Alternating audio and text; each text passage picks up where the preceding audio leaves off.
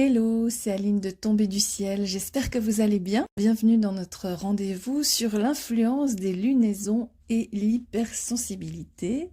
Merci de votre fidélité, vous êtes plusieurs à me demander cette capsule qui semble importante dans l'accompagnement de vos enfants et parfois de votre propre hypersensibilité. Vous le savez peut-être, depuis 2017, j'accompagne les enfants et les adultes à faire de leur hypersensibilité une force, à la sublimer, j'aime l'appeler comme ça, grâce à des outils de communication, de coaching, de psychogénéalogie et de conseils éducatifs, entre autres. Vous avez tous les détails sur mon site tombeduciel.ch. Ces capsules audio, comme vous l'entendez aujourd'hui, ont pour but de donner des pistes pour que vous puissiez vivre au mieux la période lunaire qui s'en vient. L'expérience m'a démontré que les grands sensibles sentent la lune, qu'elle soit pleine ou nouvelle, l'une comme l'autre exacerbant les émotions, affectant le sommeil, engendrant des états d'âme souvent inconfortables. Alors, entrons dans le vif du sujet. Lundi 20 février, la lune sera noire. C'est une nouvelle lune en Poisson.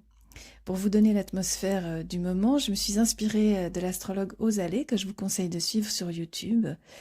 Je ne suis pas moi-même astrologue, donc je fais des recherches à chaque fois pour une lecture du ciel clair et des conseils qui soient vraiment en lien avec l'énergie qui s'y trouve.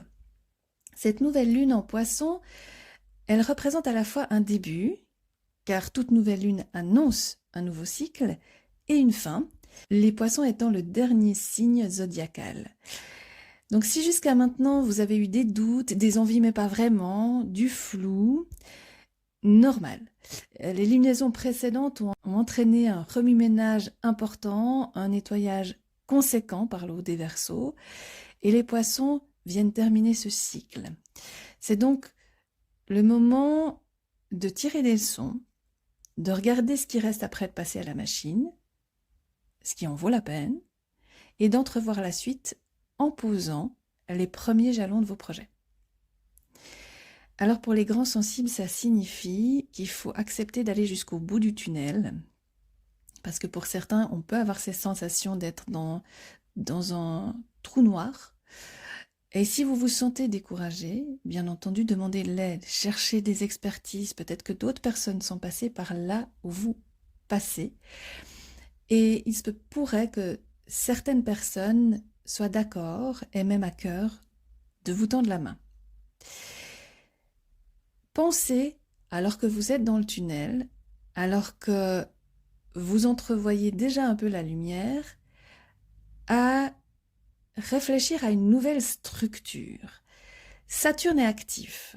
Alors, Saturne peut donner l'impression de contraindre, mais si on sait utiliser son influence, il peut juste donner l'envie de structurer, de planifier, de réenvisager la suite avec un cadre qui sera le vôtre et mettra en lumière votre potentiel. Maintenant pour les enfants, parce que vous savez que dans ces capsules, j'aime à vous donner des conseils éducatifs aussi. Eh bien, on est toujours dans un rythme lent. Pensez à laisser vos enfants puiser dans leurs ressources internes, à créer, à être un peu dans des eaux floues, artistiques. Plusieurs ont été malades ces derniers temps, des fièvres, gastro, grippe. On est encore en hiver, faut-il le rappeler, même si le soleil brille et que les premières primes verts voient le jour, la saison reste très intériorisée. Donc keep cool, sinon les systèmes nerveux risquent de s'emballer. Et faut-il vous le rappeler, les grands sensibles ont un système nerveux plus réactif. Donc, on reste en sourdine, en lenteur, en doux, en calme. L'action, si on veut bien, à proprement parler, elle se fait déjà un peu sentir. On sent que la sève remonte gentiment, mais ce sera accentué plus tard, à la prochaine pleine lune en début mars. À présent, on est encore en préparation, certes entre l'incubation et les premières sorties de germes. L'eau va donc être un élément favorable, comme pratiquement à toutes les lunaisons. Là, on va parler des liquides en lien avec les reins qui sont l'organe de la saison, donc de l'hiver.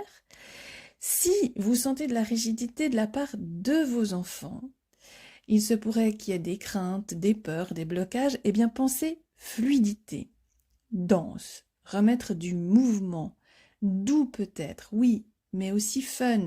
Donc on peut danser pour rire, on peut bercer, on peut utiliser ces mouvements de bercement qui réactivent tous les liquides dans le corps et remettent de la vie, si on veut bien, dans le corps. Vous pouvez aussi faire le spaghetti, les enfants aiment bien ça. Si on est dans une période de refroidissement, pensez à poser des bouillottes au niveau des reins, bougez vos hanches, le bassin. Pour ceux qui skient, la fluidité du mouvement va être aidant. Simplement, chauffez-vous bien avant pour que le corps garde sa souplesse. Combien sont hyper rigides sur les skis, deviennent des bulldozers et quand il y a chute, ça casse. La souplesse chez les hypersensibles, les enfants, mentale, elle s'acquiert plus facilement si le cadre est clair, si vous précadrez. Et là revient cette notion de structure dont je vous ai parlé en amont. On laissera plus facilement aller son corps, aller son mental. Si on connaît nos limites, on se laissera plus aller. Si on connaît nos limites. Donc, chers parents, je vous invite à remettre un cadre, à revisiter vos règles. Oui, c'est à peu près souvent et tout le temps. En tout cas, les lunaisons viennent vraiment mettre ça en lumière parce qu'on est souvent dans des débordements. C'est là où on peut réajuster notre structure familiale. Et je trouve que c'est une très belle invitation d'ailleurs. Et cette fois plus que jamais, puisque Saturne est là, et Saturne demande une nouvelle structure. Donc, voilà, il se peut que vos enfants soient dans le flou si ça déborde.